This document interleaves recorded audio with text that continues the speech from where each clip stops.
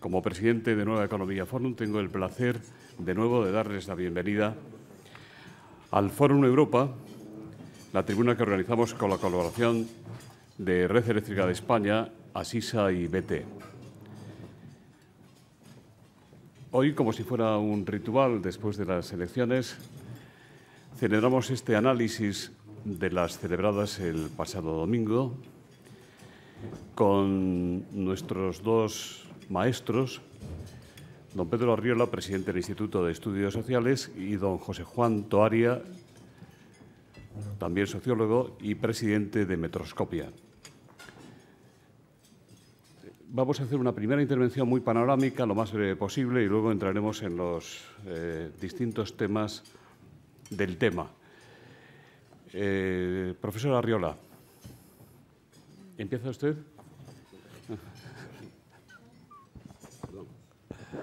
¿Está ahora ya? Sí, ya ¿Sí? está.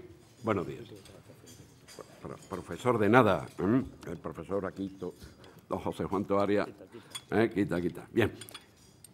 Buenos días a todos.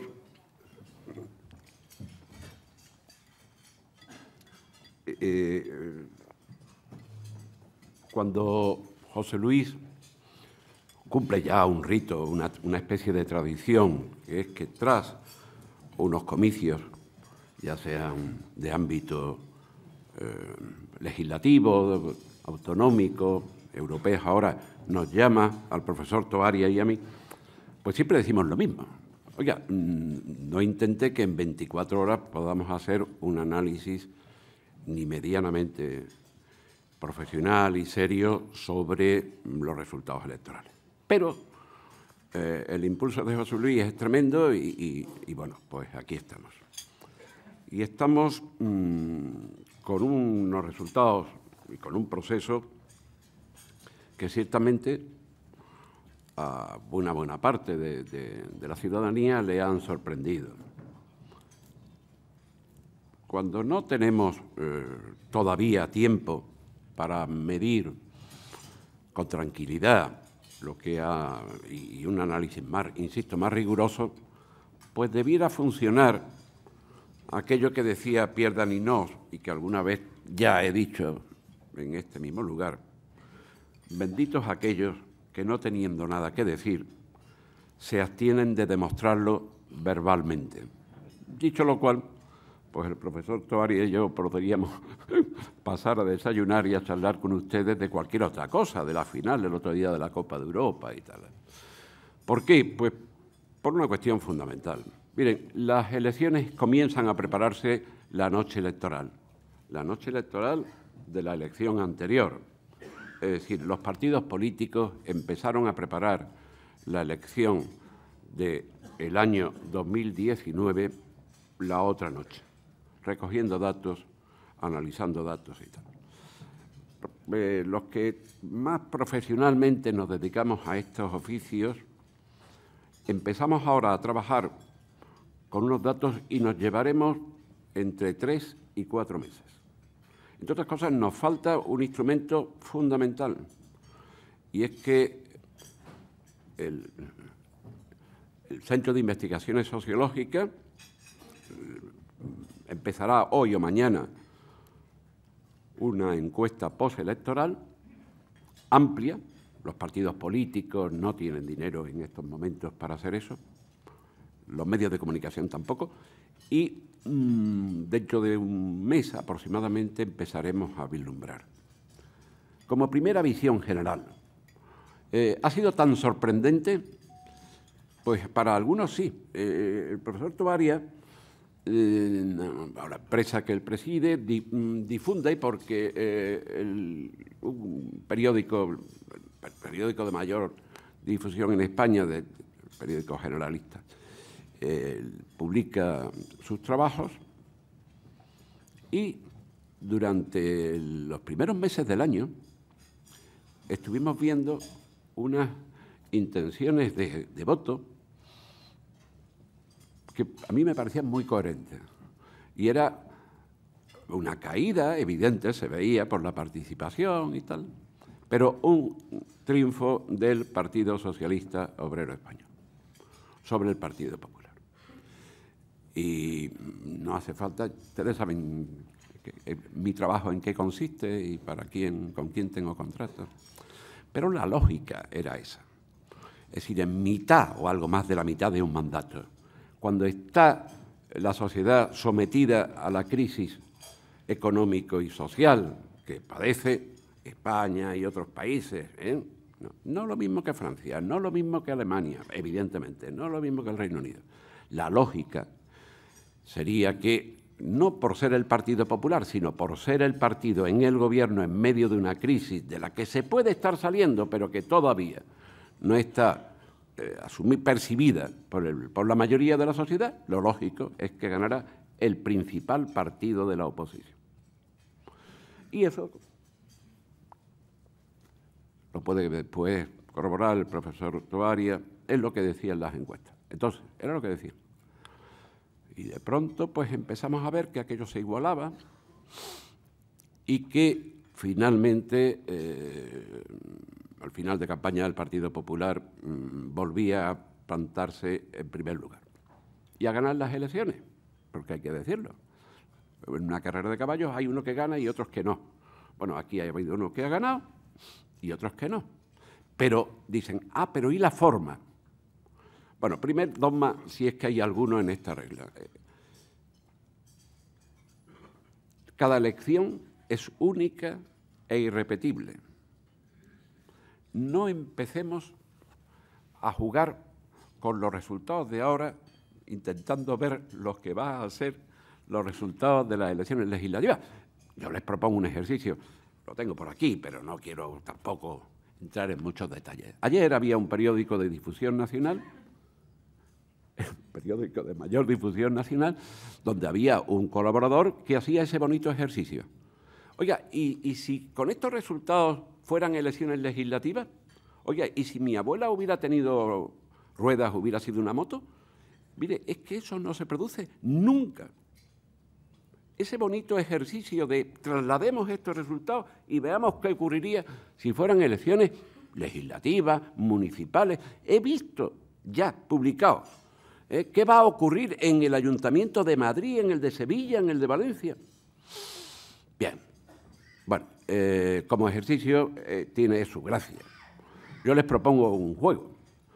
Dado que hace 5 años fueron las elecciones europeas, llamadas elecciones al Parlamento Europeo del año 9, cojan esos resultados del año 9 y trasládenlos a resultados legislativos y compárenlo con lo que pasó el año 11, es decir, 1 año y medio más tarde. Miren a ver qué ocurrió, a ver si tenían algo que ver. Bien, ese tema para mí resuelto. Ustedes ahora si quieren después, pues incidimos en ello y tal cual. Para mí resuelto. Otra gran cuestión. Miren, una elección en la que vota el 45,80, me parece que ha sido. Por cierto, si son ustedes aficionados a este asunto, todos los datos que han leído en la prensa, todos los resultados están mal. Todos. No hay una sola excepción. Y en esta cosa hay que seguir el consejo orteguiano de en estos asuntos o se hace precisión, o se hace literatura, o se calla uno. Y literatura poca, pues intentaremos hacer precisión. Vamos a ver, el tema es muy simple. Si ustedes quieren saber cuáles fueron los resultados del año 2009, dado que estamos hablando de elecciones al Parlamento Europeo, se meten en Internet, buscan la magnífica página del Ministerio del Interior y les van a salir unos resultados. Muy bien. Resultados oficiales y finales, con el censo de residentes ausentes dentro, que como no se va a contar hasta dentro de unos días en la Junta Electoral, son 2 cifras que no se pueden comparar. Es decir, la participación en el año 9 fue algo superior a la de ahora, no al revés, como dijeron ayer todos los medios de comunicación. Pero en fin, no se le puede incidir, es que hay que guardar los papeles. Es decir, cuando mi recomendación es, oiga, si quieren ustedes contar dentro de 5 años con algo homologable, le piden a la máquina que le saque los resultados en papel y dentro de 5 años los comparan, porque si no, como es lógico, el Ministerio del Interior hace economía de espacio y dice, fuera, los primeros, tal, ahora ya los oficiales. Bien, es un tema menor, Pero quiero decir que no se puede comparar con lo que decían ayer. Los que veamos aquí hoy lo haremos sobre la base de 5 años, unos y otros de igual medida. Entonces, hay una cosa sorprendente, y todo el mundo dice, pues hombre, que ha surgido Podemos, y eso no lo veía nadie.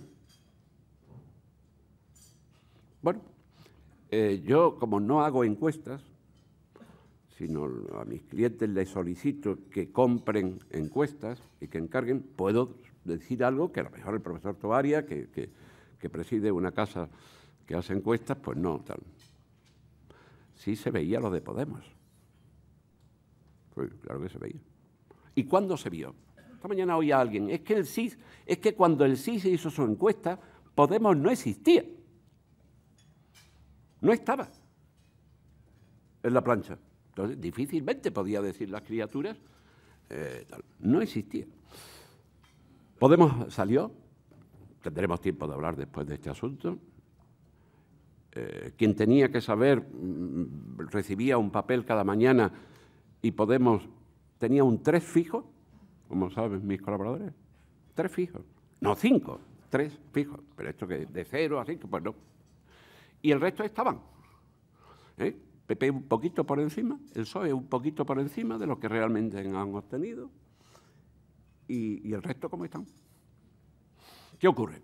A ver, y con esto ya termino en esta primera andanada. Aquí es tan importante contar el 45,8, me parece que ha salido, de los ciudadanos españoles con derecho a voto, españoles y algunos extranjeros, algunos comunitarios residentes en España.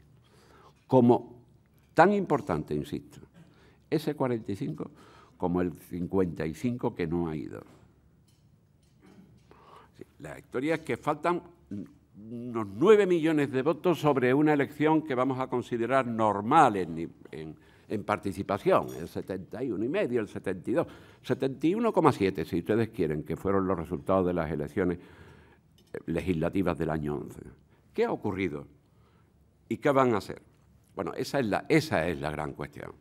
Es decir, las elecciones al Parlamento Europeo, algunos de ustedes son muy jóvenes y no se acordarán de don José María Ruiz Mateo y de su aventura electoral del año 89, pero quiero recordar que un hijo y un sobrino, sí, 2 eurodiputados, 2, al Parlamento, es decir, más de lo que ha sacado ahora mismo la Primavera de los Pueblos, o más lo mismo que lo que ha sacado Ciudadanos, pues sí, don José María Ruiz Mateo, cuyo gran valor desde el punto de vista político es haber agredido levemente, pero vamos, a un ministro del gobierno del señor González, te pego, leche, te pego, y poco más.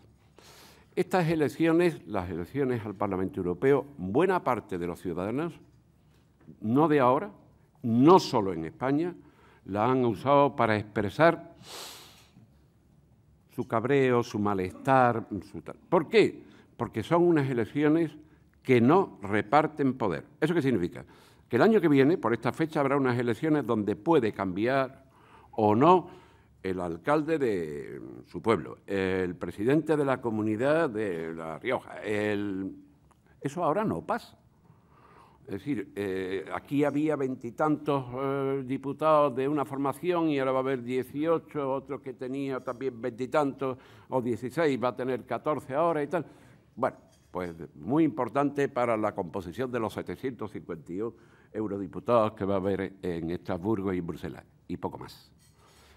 Y como no son unas elecciones que sean percibidas como los ciudadanos como cruciales, pues los ciudadanos actúan en consecuencia. Una parte decide que no le sirven para nada y no pierden lo que ellos creen perder el tiempo, y otra parte la usan para expresar, digamos, sus humores. Son unas elecciones en las que se puede votar tranquilamente con el corazón, la cartera no se ve afectada.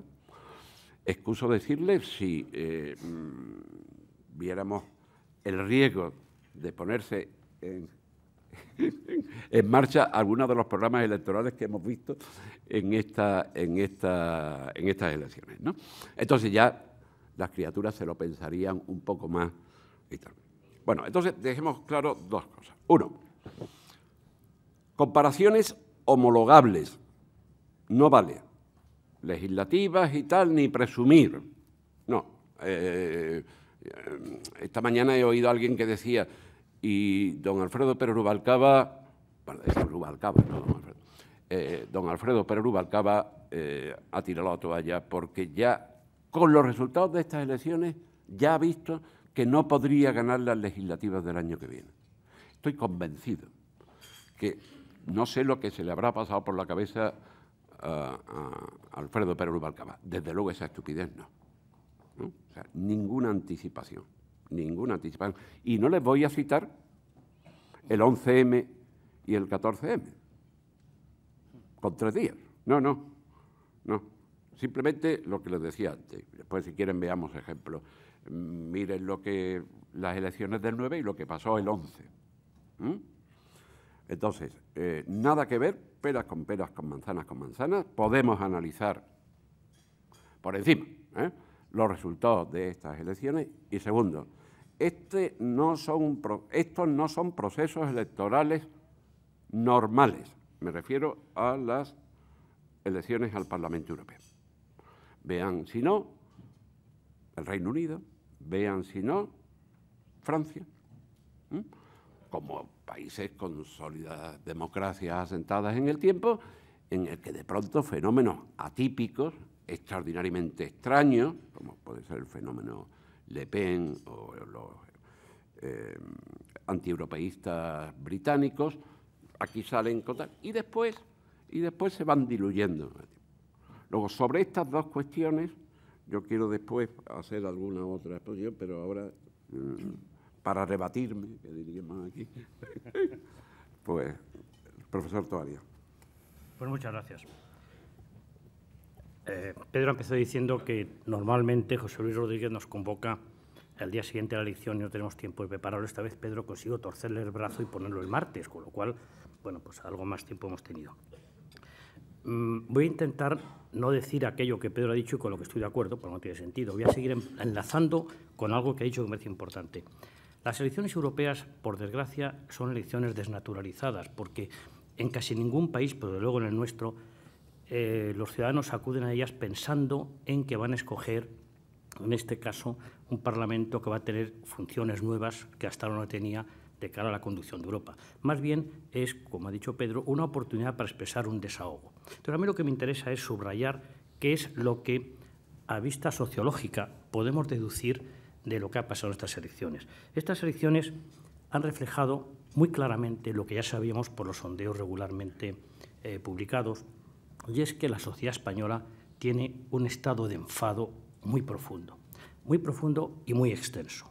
Por un lado, todavía no ha perdonado al gobierno socialista, al gobierno socialista de Rodríguez Zapatero, al que culpa de no haber sabido evitar la crisis. Cuando hacemos encuestas preguntando quién tiene más culpa, según usted, de cómo está España ahora, salen empatados Rodríguez Zapatero, que hace ya 2 años y pico que no está en el gobierno, y Mariano Rajoy, que es el que está ejerciendo como presidente.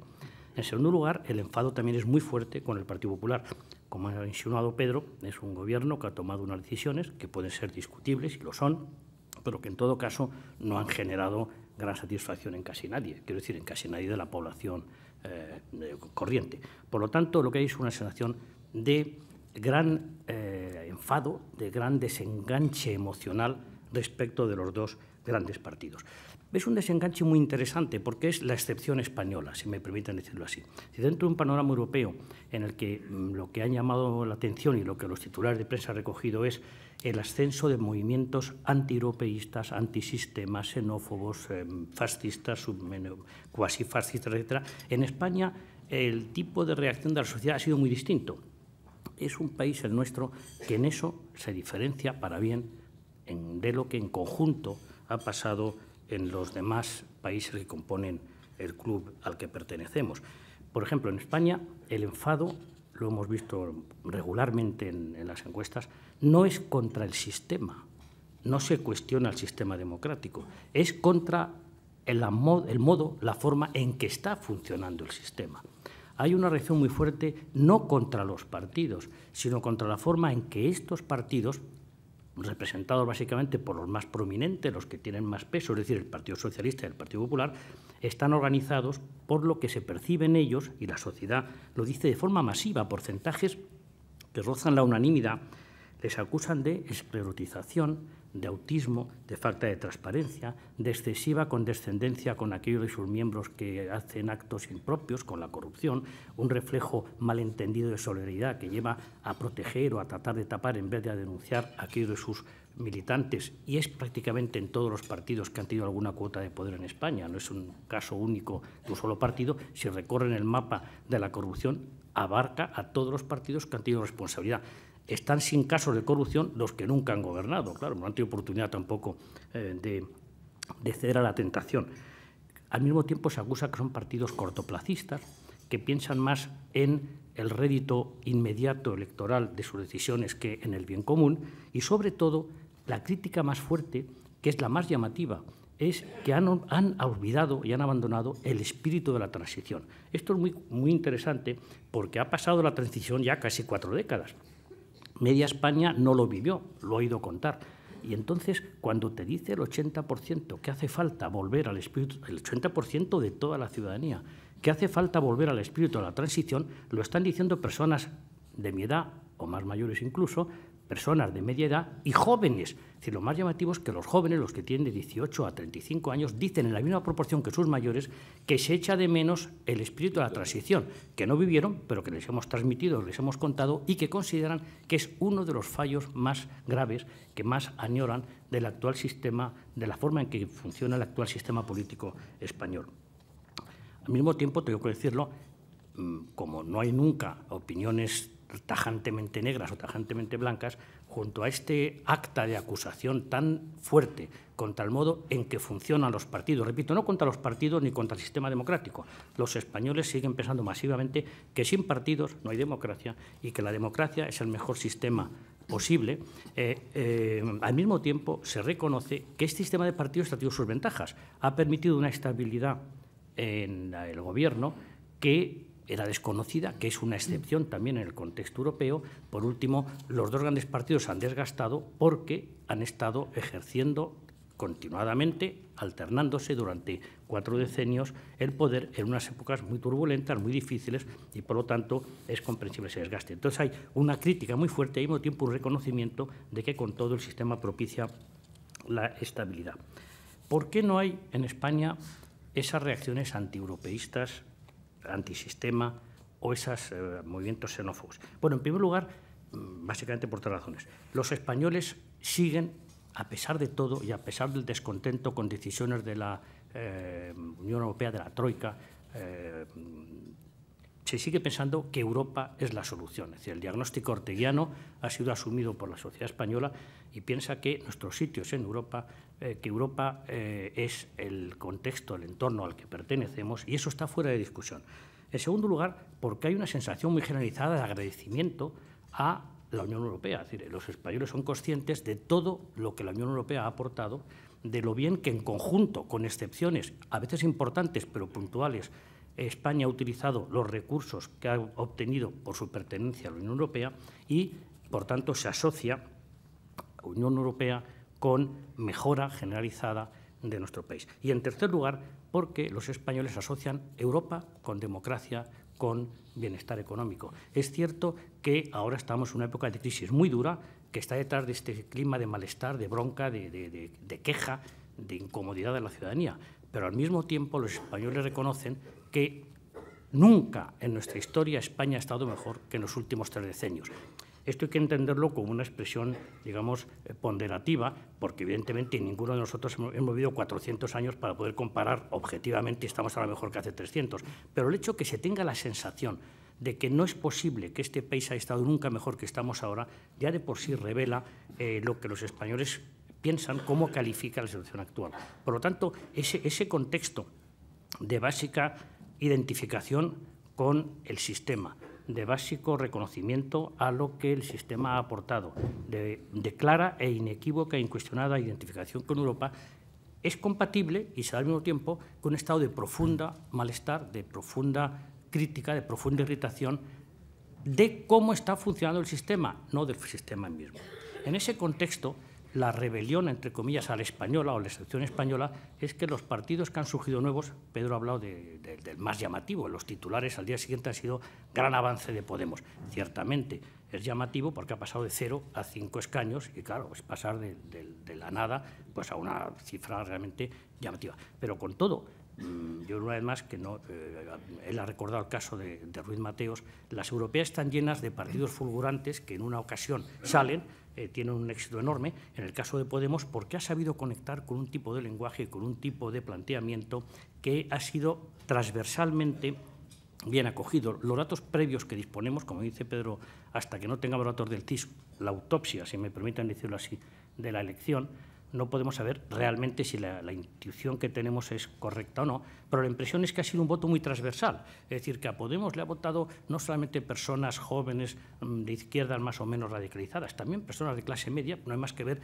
la distribución del voto de Podemos en el territorio nacional y ha conseguido prácticamente el mismo porcentaje en casi todas las provincias, incluyendo las 2 Castillas, lo cual, bueno, que no son precisamente zonas, digamos, especialmente de voto muy radical usualmente, ¿no? Entonces, un partido que ha acertado con ese aire de frescura, de cambio, aparentemente. Si uno lee el programa, dice, pero es que nadie ha leído el programa, evidentemente es otra cosa, ¿verdad? Entonces, es un partido que ha permitido ese desahogo, ha servido de vehículo para ese desahogo, para manifestar ese pellizco o ese realmente pescozón grande a los 2 grandes, pero es un partido cuyo recorrido está por ver. Hoy mismo ya ha empezado, como pasa con este tipo de partidos, a decir cosas muy peculiares. Es decir, claro, comentar que el líder, lo ha dicho esta mañana en la radio, que no, lo dijo ayer, lo han recogido hoy, que no está satisfecho por el resultado porque su meta es acabar con los 2 grandes partidos, pues bueno, eso ya, en fin, ahí empezamos a plantear, volvemos al 68 de pidamos lo imposible, ¿verdad?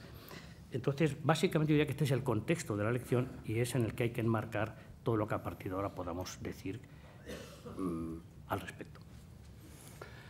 Pues empezamos ya con las preguntas. Hay muchas. Yo les rogaría que, como van a contestar los 2 seguramente, a cada una de ellas fueran concisas.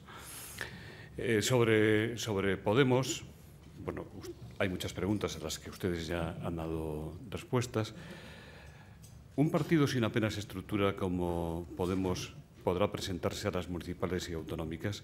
Cristina de la Hoz, en esta línea, dice: ¿creen que Podemos ha venido para quedarse o es coyuntural? Se refería el señor Arriola a este tema en su intervención. ¿A qué atribuyen su éxito? Que también lo ha dicho usted. Contesto la segunda parte y tú la primera, ¿no? El éxito lo atribuyo a que ha sabido conectar. Es decir, en el fondo ha sido un aviso a los grandes partidos. Es decir, yo creo que Pedro Rubalcaba, aparte por otros motivos, lo ha entendido muy bien. Hace falta hablar a la gente de otra forma. Fíjense el caso de Italia, es muy llamativo. En Italia, Renzi, que es un político joven, nuevo, que lleva muy poco tiempo en el poder, ha sabido resistir, no solo resistir, es que ha aplastado el desafío de Beppe Grillo, que fue la gran novedad, fue, entendámonos y permítanme la comparación, entre comillas, el Podemos de Italia hace un par de años, y sin embargo lo ha laminado literalmente. ¿Por qué? Porque ha adoptado un tono distinto o ha dado la sensación de un tono distinto, más abierto, más transparente, más cercano, más juvenil en el buen sentido de la palabra. Se puede ser joven a los 70, pero vamos, es más fácil serlo a los 40, ¿verdad? Entonces, Renzi ha tenido decimos que en España y en Alemania los partidos gobernantes han salido no muy mal librados, es verdad, pero el que ha salido realmente bien librado es Renzi, que es un político joven, que representa un poco este anhelo de la sociedad, no necesariamente, repito, de juventud biológica, pero sí de juventud mental, de frescura, de acercamiento, de romper las estructuras autistas y un poquito esclerotizadas de los partidos que les aíslan de la sociedad. Por otra parte, esto es inevitable. Toda organización que tiene éxito y que funciona y que se consolida tiende a esclerotizarse, la ley de hierro de las organizaciones. Entonces, el problema es ese equilibrio, un poco más, algo menos, como decía Machado, ¿verdad? Entonces, yo creo que Podemos ha sido ese aviso, una advertencia. ¿Un partido de advertencia, un partido de desahogo tiene futuro? Sinceramente lo dudo, porque un partido, para ser eficaz en una democracia compleja, avanzada, como es la española, una democracia que requiere unas estructuras que funcionen bien, pues no puede funcionar a base de voluntarismo, de ir a unos cuantos programas y de un líder carismático que lo hace muy bien. Es decir, eso es un movimiento, puede ser un fermento de cambio, una especie de conciencia crítica latente que sirva de hostigamiento y un poco de acicate a los grandes partidos, pero como partido que tenga futuro, sinceramente, él está hablando de crear un gran, me refiero al líder, que por otra parte ha tenido varios aciertos. El primero, que no es suyo, es llamarse Pablo Iglesias, claro, con lo cual eso ya para un partido de izquierdas pues no es precisamente una desventaja. Segundo, ha cogido el lema que desde Obama hasta los hinchas del Real Madrid en Lisboa han utilizado, que es sí podemos, bueno, bien, está bien, ¿no? Y en tercer lugar, ha sabido utilizar muy bien las plataformas mediáticas, cosa que los líderes de los grandes partidos no han sabido hacer. Han ido encorsetados, han ido demasiado preocupados por no decir o sí decir, y esta una sensación de frescura, de apertura, ¿no? Pero yo creo que el futuro pues es complicado. Toda formación política nace con vocación de permanencia. Y, hombre, yo creo que estaba, digamos, sobreactuando cuando el líder de Pablo Iglesias, no don Pablo, sino el actual, pues decía, no, ¿cómo voy a estar contento? Estoy muy enfadado porque esto ha sido un fracaso. Nosotros veníamos a barrer a todo lo que tal. Bien, podemos, es la expresión política concreta en un momento determinado de la canalización de un humor ciertamente complicado en estos momentos para un sector importante de la sociedad española. Es la expresión, la canalización del malestar. Y es bueno que en política se exprese con votos y no con piedras, por ejemplo. ¿De dónde vienen los votos de Podemos? Fundamentalmente de votantes que antes lo fueron del Partido Socialista. El porcentaje sobre los votos de Izquierda Unida es mayor, ciertamente. La cuña que le quita a Izquierda Unida es más, pero claro, el Partido Socialista es un partido con muchísimos más millones de votos y por lo tanto vienen del Partido Socialista, de Izquierda Unida y muy especialmente de gente que no había votado con anterioridad y de voto joven, de voto que no habían votado con anterioridad, no por nada, sino porque no tenían edad. Recuerde que las europeas fueron hace 5 años, pues estamos hablando de las Cortes 18, 19, 20, 21, 22. Ese es el tal. Se reparte, bien, es verdad, por toda España. En algunos sitios, esto es como lo del otro, ¿no? Todos los animales son iguales, pero unos más iguales que otros. Aquí en Madrid hay de todo. Todos los frikis acaban planeando sobre Madrid, en cualquier caso. Y los tienen de todos los colores, a la izquierda, a la derecha y tal y cual. Esta es una ciudad que está muy vocacionalmente vinculada a los frikis. Y lo digo con el mayor respeto. Madurez democrática es que personas que si tuviéramos ocasión de hablar con ellas, algunas las hemos escuchado y las hemos leído, pues diríamos, hombre, están en el límite del límite. Lo que están pidiendo a sus conciudadanos es un apoyo expresado en urnas. No olvidemos este pequeño detalle, que cuando dicen el voto de la extrema derecha en Francia, prefiero que estén votando, ¿verdad?, que correteando a distintos tipos de compatriotas de esta etnia o de aquella etnia, o de esta idea o de aquella idea. Como dice un amigo mío, la Europa del Norte ha expresado su rechazo mediante la xenofobia desde el sur hasta los emigrantes y no sé cuántos, y la del sur ha expresado su rechazo de otra manera, que es contra lo que se entiende que es la unión monetaria y económica, el fondo, todo Fondo Monetario Internacional, Banco Central, una gran confusión de ideas, pero con una diferencia con respecto a lo que ha ocurrido, por ejemplo, en Dinamarca, lo que ha ocurrido en Alemania, que tenemos un neonazi, aquí tenemos otros tipos de frikis. Pero, cuidado, el 44% es un resultado malo de participación, pues superior por muy poco al de la media de todos los países que han tenido que votar. Exactamente Digo el 46. Exactamente el del año pasado. Quítenle un punto, pónganle un punto. Exactamente, digo el del año pasado, el de la elección del 9. Exactamente el del 2004. Luego, bienvenidos los Podemos. Ahora bien, ¿eso puede aguantar candidaturas en 8.000 municipios? Miren, en 8.000 municipios no se presentan ni el PSOE ni el PP. No pueden. Excuso decirle este tema. Los que todavía no han salido, los famosos, oiga, esto es un bipartidismo corregido y tal y cual. Miren, aquí ha habido bipartidismo desde que empezó la democracia en el 77. Lo que ocurre es que de pronto hubo una formación política que desapareció de la bipartidista.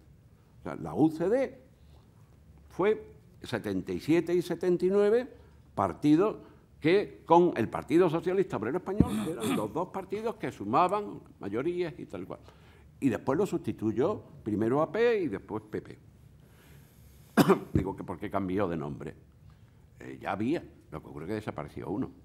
Y volverá a haber, con el grado de 80% de diputados, 80% del voto válido, 80%, eso habrá que verlo. Como dijo el sabio oriental, ya se verá. Pero de momento, miren ustedes alrededor, aquí hay muchas ganas de ir a lo que va a ocurrir pasado mañana. Ayer ya la noticia no era que el señor don Alfredo Pérez Rubalcaba había decidido y anunciado que en julio se va, no, ya era si las primarias posteriores, que también, como el sabio oriental dijo, ya se verá si las hay o no las hay, pueden ir fulano, mengano. Tengamos un poco de paciencia, veamos las cosas con cierta perspectiva. Todo tiene que ir tan rápido. El bipartidismo hoy está, miren alrededor, miren quién gobierna en Madrid, miren quién gobierna y tal, y observarán que los dos grandes partidos están muy asentados. ¿Significa eso que se puede resolver la crisis más profunda en votos de uno marchándose el secretario general actual? Yo personalmente lo siento mucho. Como muchos de ustedes saben, le tengo un gran respeto, incluso afecto al secretario general del Partido Socialista. Y no creo que eso vaya a resolver problemas más profundos. Al Partido Popular, pues es recomendable también que se estudien bien los datos. Al partido o al gobierno, dado que hay aquí representantes tanto del partido como del gobierno y de sus estructuras, a ambos. Ahora bien, esto le preguntaron a aquel viejo general británico, dice, oiga, ¿y usted qué ha hecho por las viudas de guerra? Dice, yo lo que pude, me casé con 3. Pues digo yo, dice, hombre, yo teniendo en cuenta que tengo que recortar aquí tal y no salirme, pues claro, estamos haciendo el triple salto mortal sin red. Y entonces me mire usted, claro, es que no me cuadran los números. Esto, pintar como los niños chicos y tal en el cuaderno, pues está bien para el programa electoral de formaciones políticas es nuevo, pero claro, el gobierno esas cosas no las puede hacer. Y como decía antes el profesor Tovaria, los ciudadanos han podido permitirse el lujo, porque daba igual, votar lo que les ha apetecido. Y les ha apetecido esta cosa joven, moderna y tal, que sin duda alguna, ojo, no equivoquemos ahora el tiro, no son las redes, es la televisión, y concretamente algunas televisiones las que lo han puesto en unos segmentos sociales y le ha respondido porque estaba la necesidad. Lo que hacía falta era la carretera, el camino, y Podemos lo ha establecido esta vez. Y en el futuro ya se verá. Señora Arriola, dirigida, creo que particularmente a usted, Luis Losada le pregunta, ¿cree usted que debe hacer algo de autocrítica? ¿El perfil bajo sigue siendo una buena estrategia? María Jesús Güemes, de la cadena SER, dice, ¿qué debe hacer, a juicio de ustedes, el PP, para recuperar votos de cara a las próximas convocatorias electorales?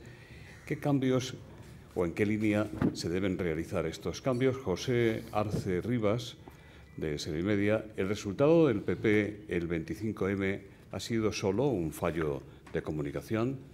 ¿En qué medida, dice Patricia de Arce, de la agencia EFE, creen que ha afectado en el caso Bárcenas en la pérdida de votos para el Partido Popular? Y Francesco Manetto, del País, ¿qué opinan del impacto generado por las declaraciones de Cañete durante la campaña? ¿Creen que hubiera tenido que pedir disculpas antes? ¿Creen que movió votos esta crisis? Bueno, servido.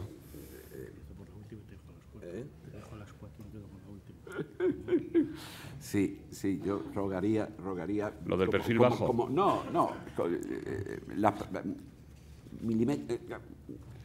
¿Qué para decir sí, no, porque claro, es imposible, ¿eh? Sí. ¿El perfil bajo sigue siendo una buena estrategia? Vale. En primer lugar, se me plantea personalmente, sin duda conocedor de mi profesión. Yo de mi profesión en público no hablo, como ustedes saben, y por lo tanto resuelto el asunto. Pero sí puedo hablar de lo que no hago. El otro día leía un artículo en el que alguien pues, me endosaba la responsabilidad de los carteles que ustedes habrán visto, quizás todavía estén, de don Miguel Arias colgados por los pueblos de España.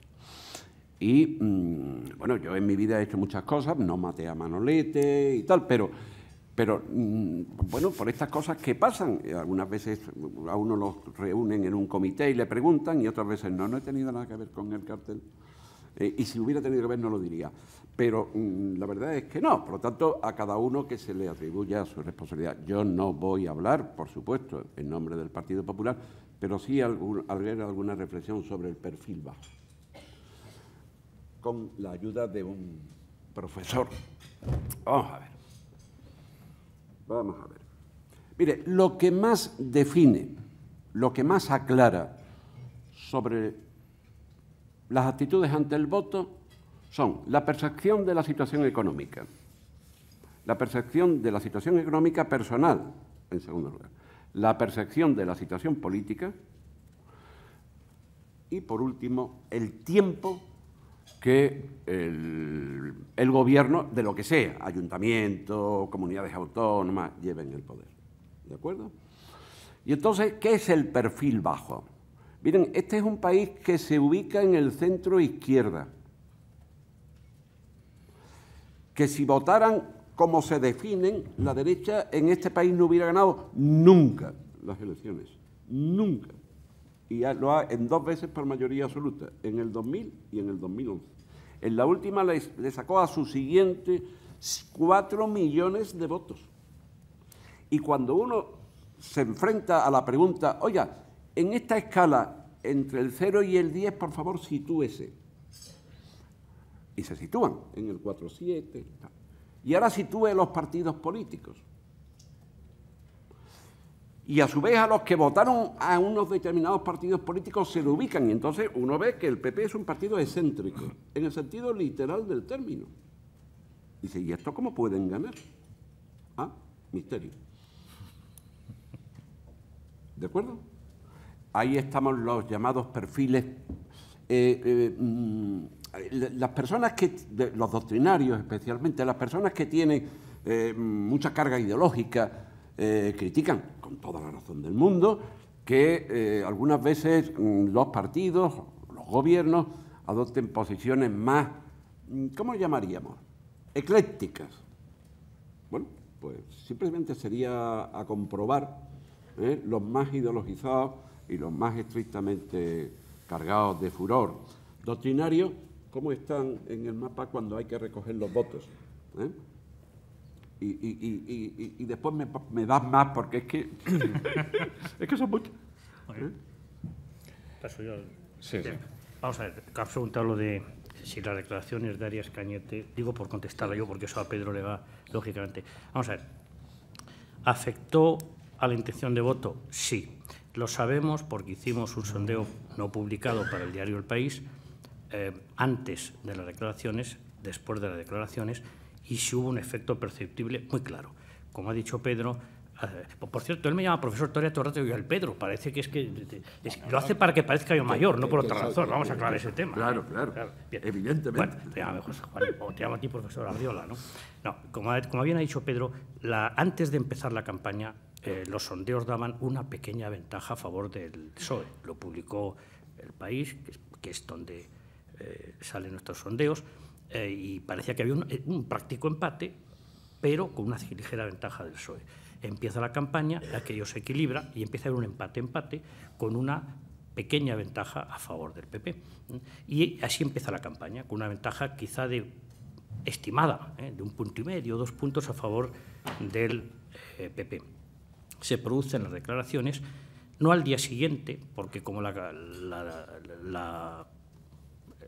coloquio entre los dos candidatos lo siguió muy poca gente, pues no tuvo efecto inmediato, pero a medida que los medios de comunicación fueron divulgando, primero el coloquio y segundo las declaraciones desafortunadas del día siguiente, empezó a haber una reacción. Entonces, a partir del día 17 se produce una contracción del voto al PP y aumenta el voto al PSOE, que se pone por delante pues, en 1,5 puntos, que es lo que estoy estimando.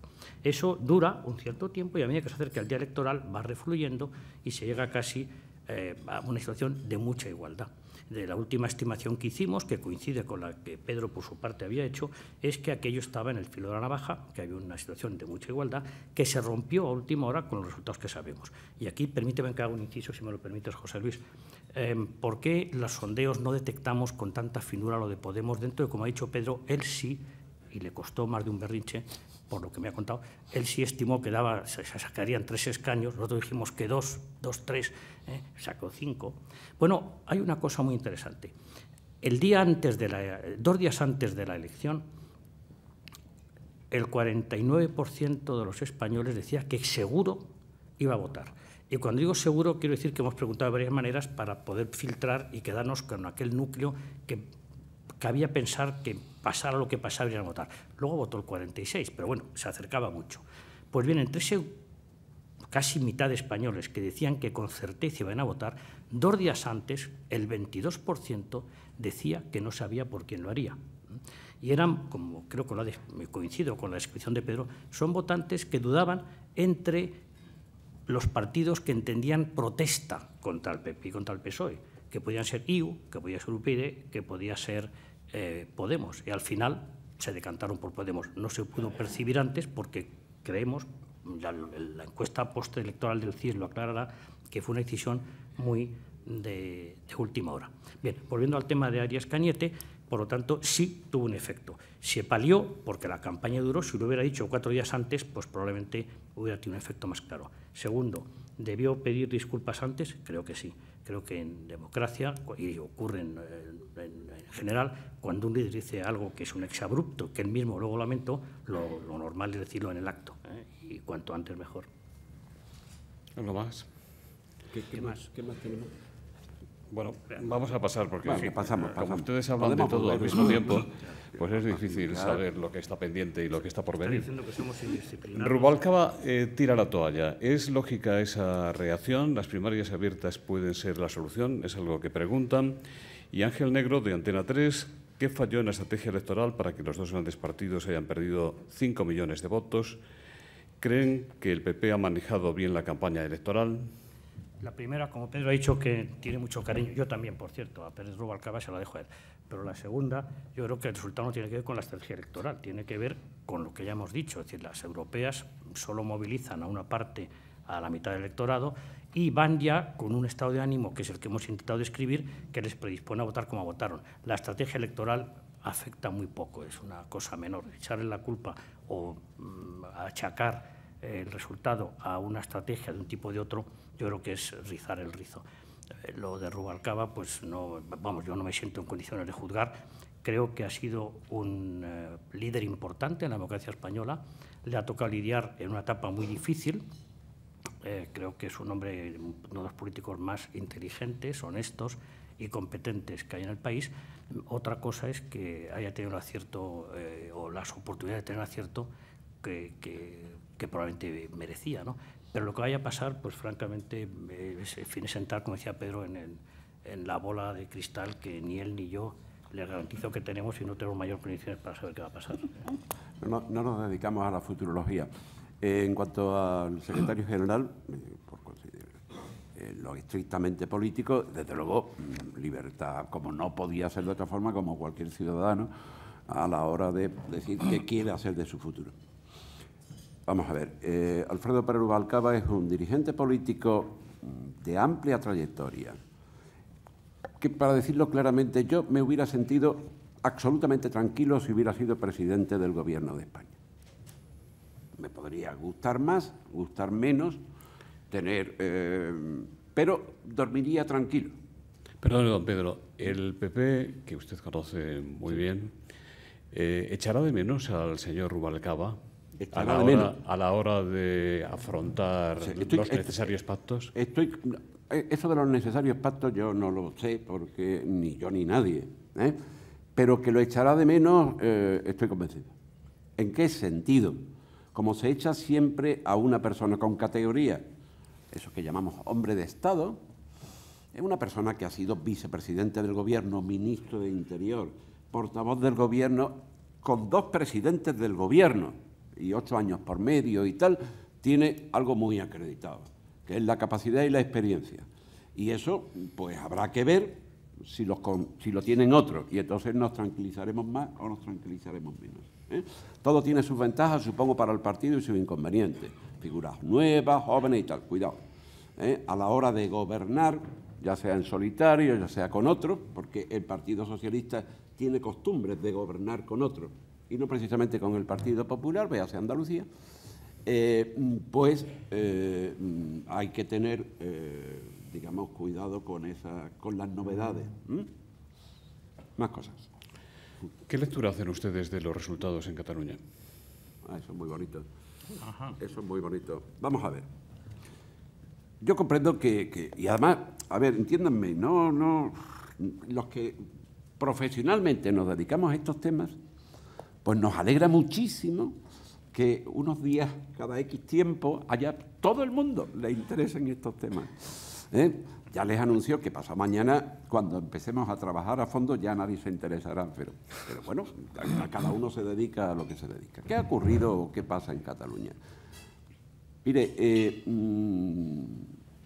Cataluña tiene un liderazgo político territorial, institucional en la presidencia de la Junta, de la Generalitat, que está en disonancia con los movimientos políticos en el sector, digamos, del nacionalismo.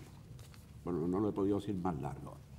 En corto y por derecho, la operación política del señor Mas, adelantando mucho, 2 años, las elecciones autonómicas del año 12, en el noviembre del 12, la hicieron en el 10, quiso ser la compensación a la mayoría absoluta del PP en Madrid.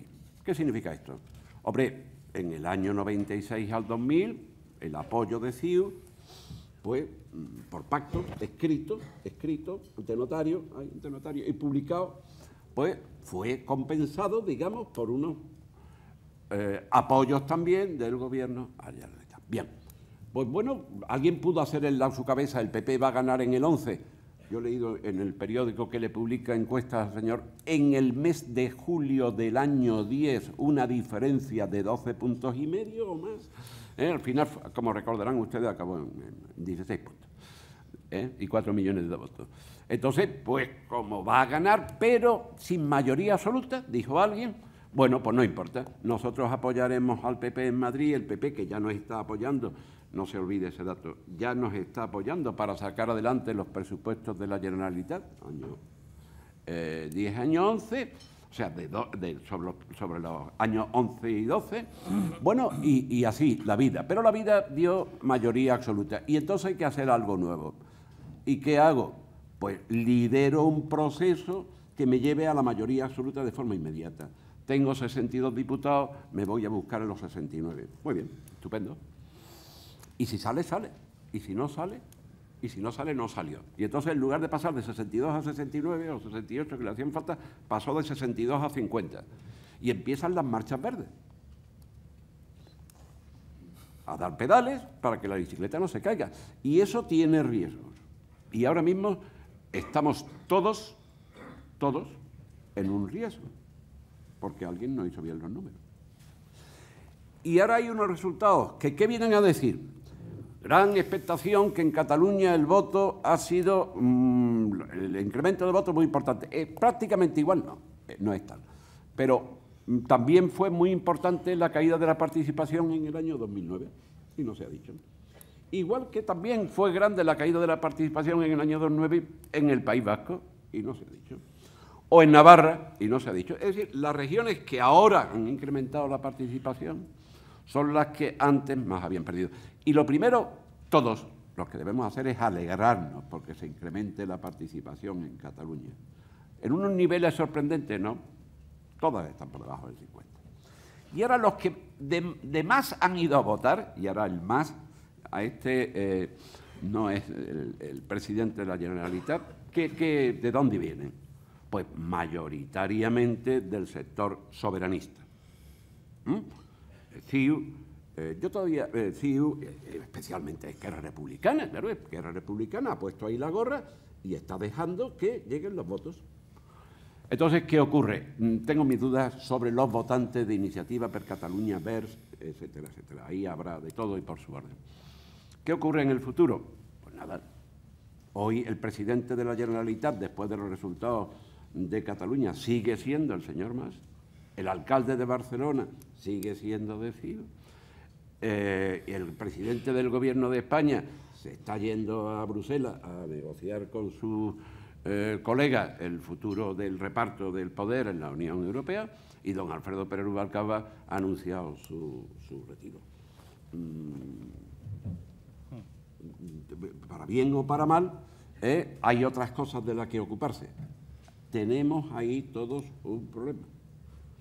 Que se ve especialmente, miren, yo cuando veo angustias electorales, veo participaciones, ya sean en municipales, en autonómicas, en legislativas, en europeas, en preguntar por si les gusta más el Barça que el Madrid, veo participaciones que superan los niveles de consensos generales básicos, del 66,66%. O sea, yo veo gente en las calles, veo gente tal, y después veo números. Y no veo esos alardes.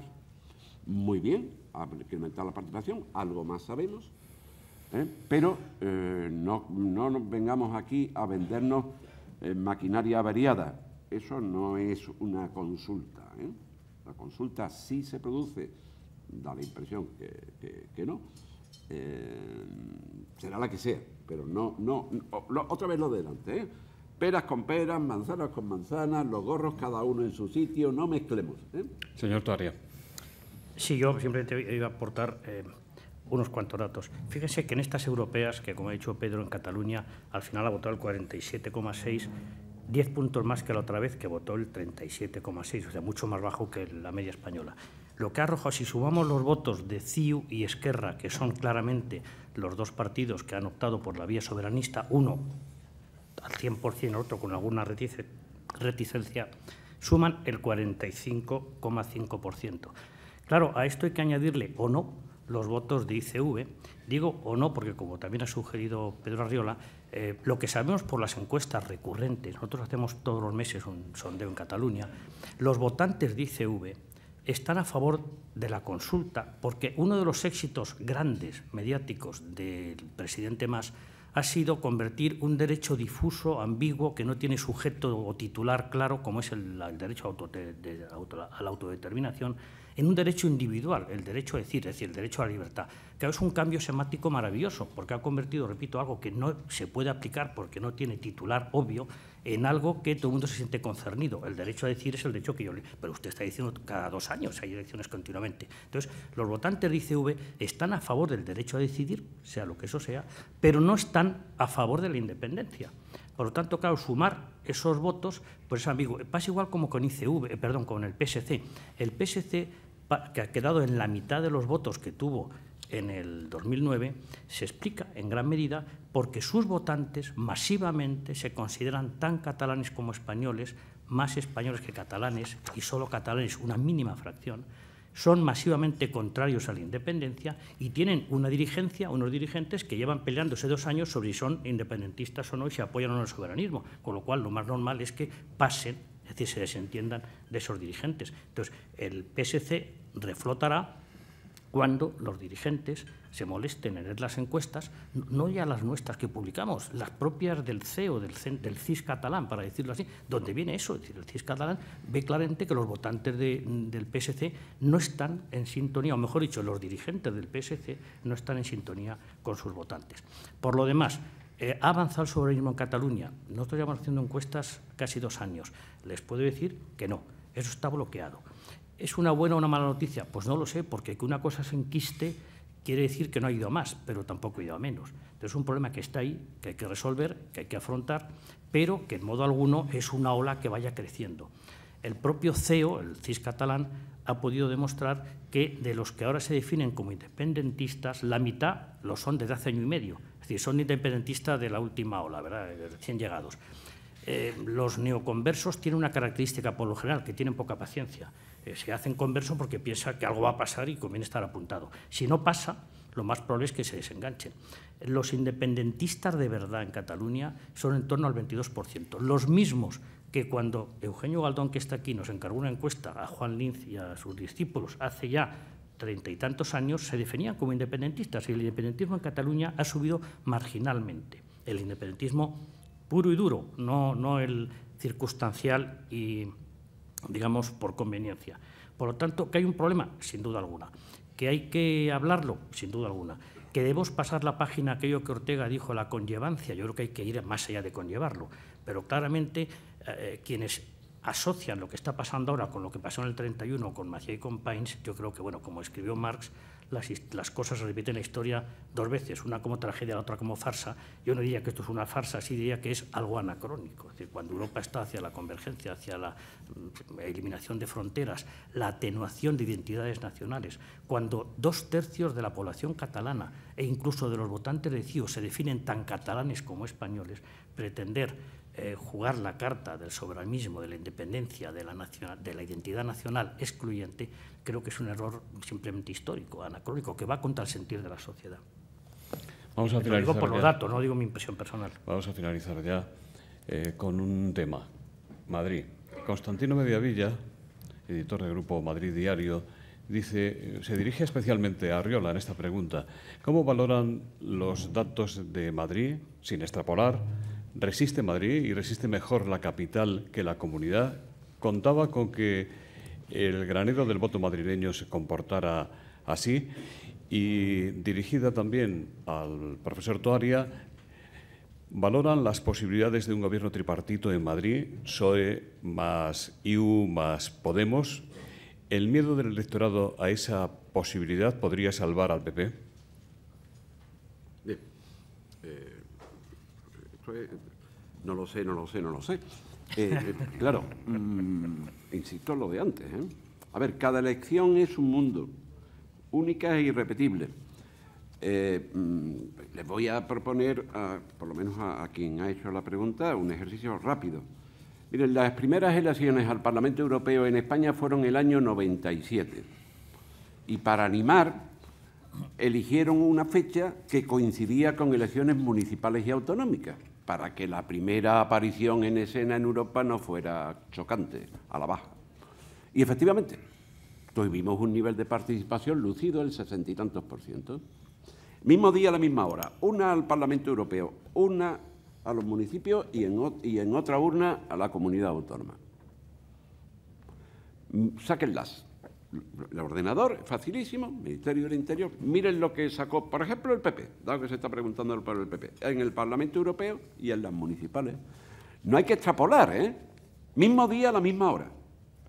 Entonces, díganme, ¿cómo voy a saber yo con los que me han dicho el 40 y tantos % de los ciudadanos con derecho a voto en Madrid va a ocurrir dentro de un año?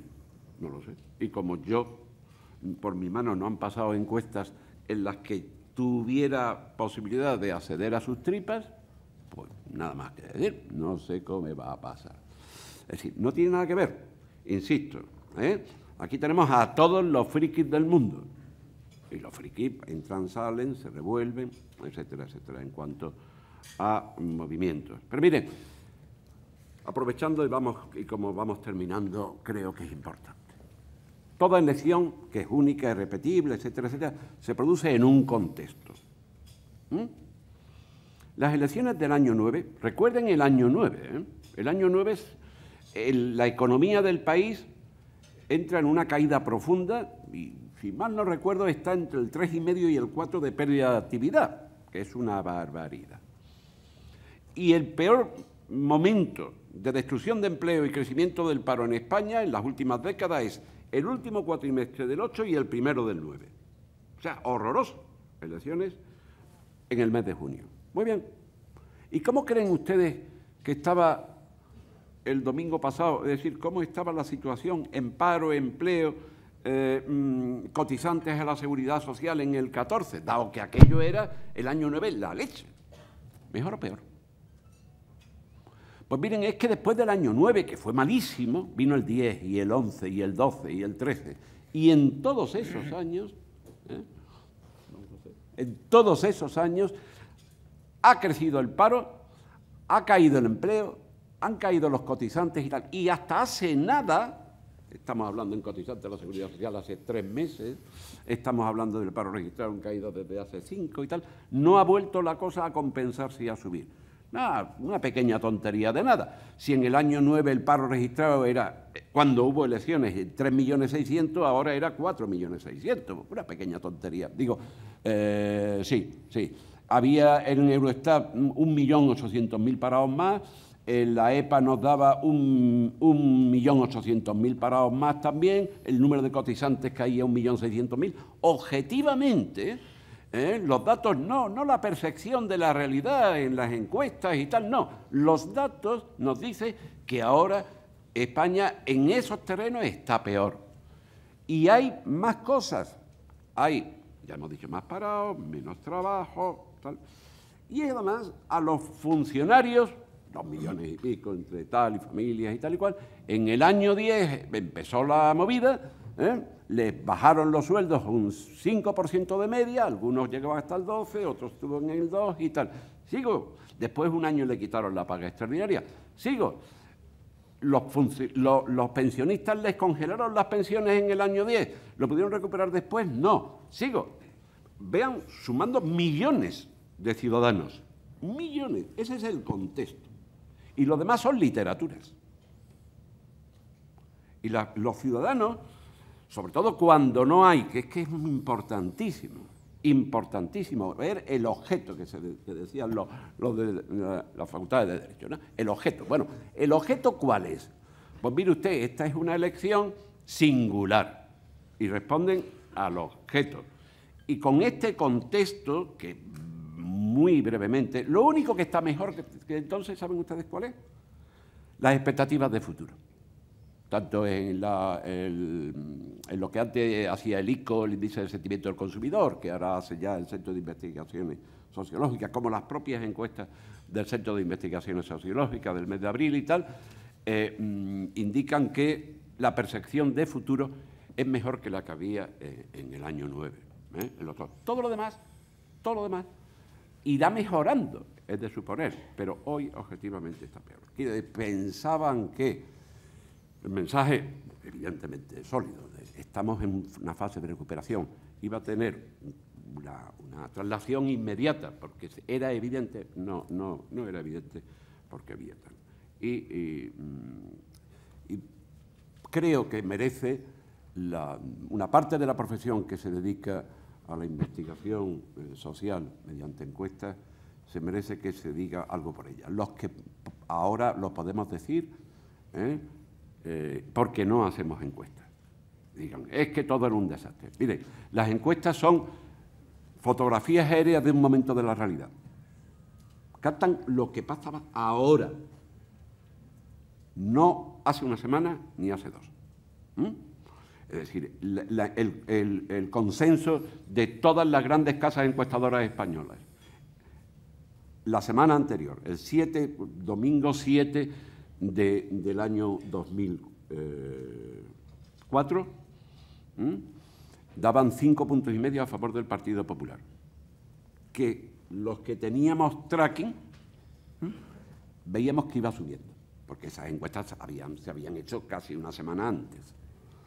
Bueno, el día de Marra, y 2 días después de los atentados de Atocha, perdió por 5,5 puntos. Luego ya me contarán las encuestas, ¿no? ¿Ve usted? No, es que el día en que pasaba el avión hizo la fotografía no habían estallado todavía las bombas de atrás. Por lo tanto, al minuto. No entremos. Pues bueno, dado que estamos en eso, y se dicen y tal cual, yo lo puedo decir, esto no lo publican los periódicos, entre otras cosas porque la ley lo impide. Estimación central del día en torno al 21 de mayo. Partido Popular, 26,1% de los votos. Digo, 27,1% de los votos. 17 escaños. Partido Socialista Obrero Español, 23% de los votos. Digo, 25,2% de los votos, perdón. 15 escaños. Dice, es que yo hemos visto en los medios que les ponían... Yo no sé lo que habrá visto usted en los medios, pero... Esto yo no hago encuestas, ¿eh? Lo que hago es trasladarlo, pero trasladarlo con una máquina, ¿eh? Tengo aquí a mis colaboradores que saben cómo se hace. Se coge por aquí, se mete la carne y sale el chorizo. Es decir, la máquina sola lo transmite a voto válido y lo transmite a diputados. ¿Está equivocado? Sí, ciertamente, porque daba 17 escaños al PP y han tenido 16. Le daba 15 al PSOE y han sido 4. Le daba 3 a Podemos y han sido 5. Pero le daba el 5,1% de los votos, no el 2%, o no lo sacaba, no.